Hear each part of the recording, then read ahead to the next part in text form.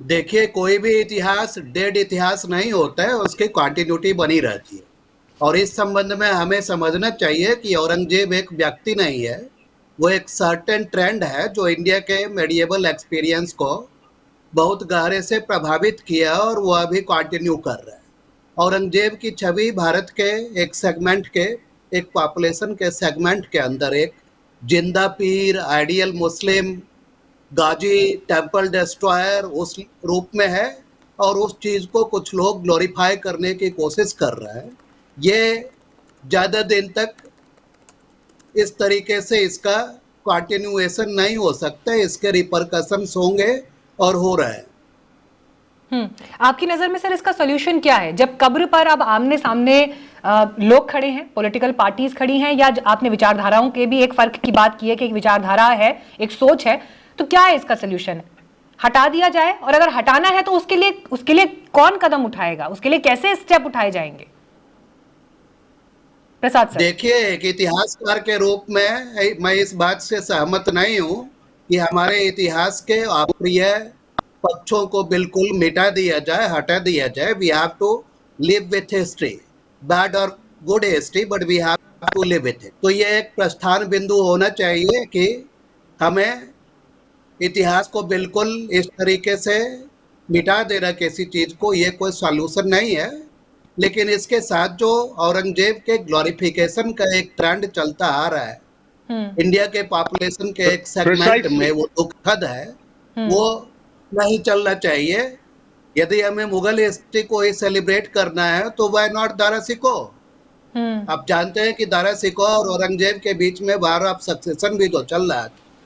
तो औरंगजेब का प्रिसाइसली यही आर्गुमेंट था, ये इस्लाम के ठीक है, ये फंडामेंटलिस्ट इस्लाम महत्वपूर्ण से बिंदु है। और इसीलिए सुजाता जी देखिए, अब जब इस विषय पर बात होगी कि अगर इतिहास, कोई भी देश अपने इतिहास को मिटा नहीं सकता, भुला नहीं सकता, सबक तो इतिहास से ही लिए जाते हैं और उसी के आधार पर वर्तमान और भविष्य की राह तैयार होती है। औरंगजेब को ग्लोरीफाई करना, वो तो कम से कम भारत की सरजमी पर किसी को भी एक्सेप्टेबल नहीं हो सकता। और अगर राजनीति में जो नेता मौजूद हैं, जो मुख्य चेहरे मौजूद हैं, वो अगर ऐसी बातें करेंगे तो फिर ये जो गुस्सा सड़क पर दिखाई दे रहा है, जो प्रोटेस्ट दिखाई दे रहा है, उसकी जिम्मेदारी भी राजनेताओं और पॉलिटिकल पार्टीज को लेनी पड़ेगी कहीं ना कहीं। मीनाक्षी जी, हम जंगल में नहीं रहते, पहली बात, हम सिविलाइज्ड है। और अगर मैं अभी सावरकर जी का नाम लूं तो हमारे साथ बैठे हमारे एक पैनलिस्ट जो है उनसे मेरा तर्क वितर्क हो सकता है और बहुत ही ज्यादा आक्रोश में भी आ सकते हैं मेरे साथी यहाँ पर। लेकिन इसका मतलब ये नहीं हो जाता कि हम चर्चा नहीं कर सकते। चर्चा किस तरह से करी जाती है? सरकार चर्चा करेगी। सरकार को अगर चुना गया है तो सरकार चलाने के लिए चुना गया है, गवर्नेंस के लिए, शासन करने के लिए, कि स्कूल चलाने के लिए, हिस्ट्री पर चर्चा करने के लिए। असली मुद्दों पर वो डिस्कस नहीं करेंगे। भाई सच्चाई ये है कि अगर हमारा कोई इतिहास है तो उससे आप ही के सवाल में वो छुपा हुआ जवाब कि हमें उससे सबक लेकर आगे बढ़ना है कि ऐसा कुछ गलत ना हो। अब ग्लोरिफिकेशन की बात आती है। ग्लोरिफिकेशन पर अगर मैं आरएसएस पर ही चली जाऊं तो आरएसएस ने तो जो इनके सावरकर जी थे वो तो फौज में 1 लाख हिंदू मर रहे थे जिस वक्त नेताजी सुभाष चंद्र बोस का कूच होना था नॉर्थ ईस्ट की तरफ।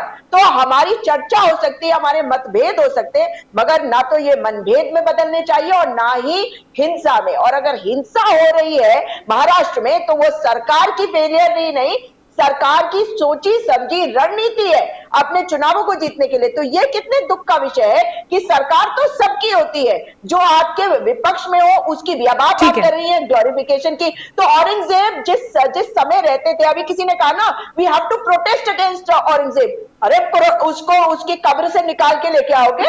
ये लिविंग डेड की सरकार चल रही है या जीवित लोग आज जो है उनकी सरकार चल रही है? इनको बताना चाहिए। और बाबर के बारे में डिस्कशन हो रहा था कुछ दिन पहले, अब औरंगजेब आ गया। इसका मतलब जैसे जैसे ये फेल होते जाएंगे वैसे वैसे करते जाएंगे। आखिरी बात कह रही हूं आपको कि देखिए, राम मंदिर का इशू खत्म हो गया, ध्रुवीकरण का काम ये जो उस वक्त करते थे वो नहीं हो सकता क्योंकि अब राम मंदिर बन गया, तो अब नया इशू तो निकालना ही है ना।